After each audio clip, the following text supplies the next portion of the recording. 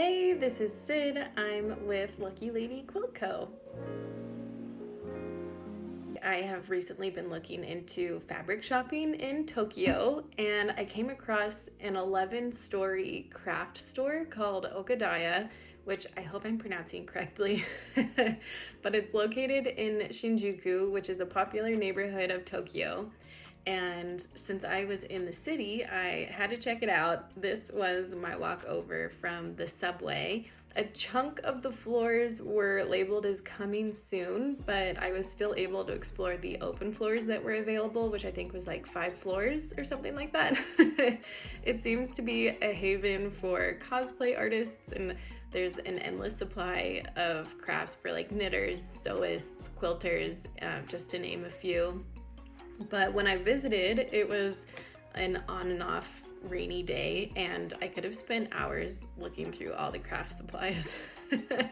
Each floor was dedicated to a different type of craft, so I was expecting there to be a ton of like different thread and color options available, but I was honestly blown away by how many supplies and like thread color options there were. They had so many different color options for like backpack straps. They had so many different fabric options in itself. Pretty much everything you could think of was at this store. The fabric was so pretty and it was such high quality. I wish I had room to take all the fabric home with me. But it kind of reminded me of like an extreme Japanese version of Joann's. R.I.P. Joann's. But it seemed like most of the fabric had patterns.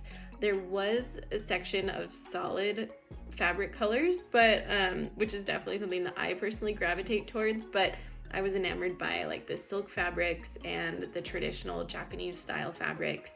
I didn't look too closely at the pricing, but it seemed comparable to the pricing in the States.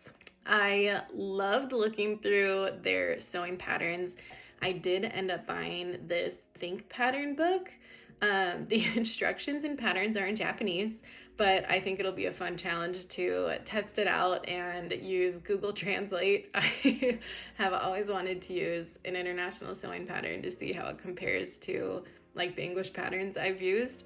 But yeah, this book specifically has a variety of patterns with gorgeous photos. The instructions on how to make each pattern are also in this book, as well as the paper pattern. But I can't wait to try specifically one of the patterns out that I had my eye on. I'm planning to work on this sometime this summer, so stay tuned.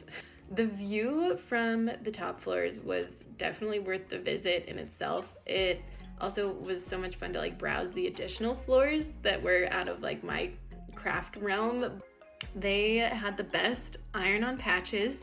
There were various like Japanese characters, anime characters like Dragon Ball and Demon Slayer, as well as like Pokemon characters.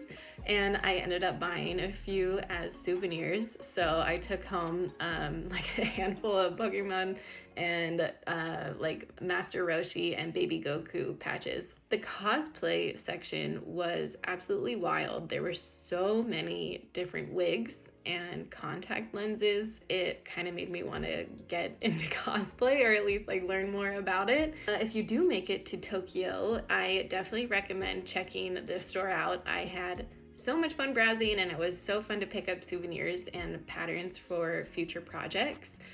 Next time I'm going to bring a bigger suitcase so I can buy all the fabric, but hindsight is 2020.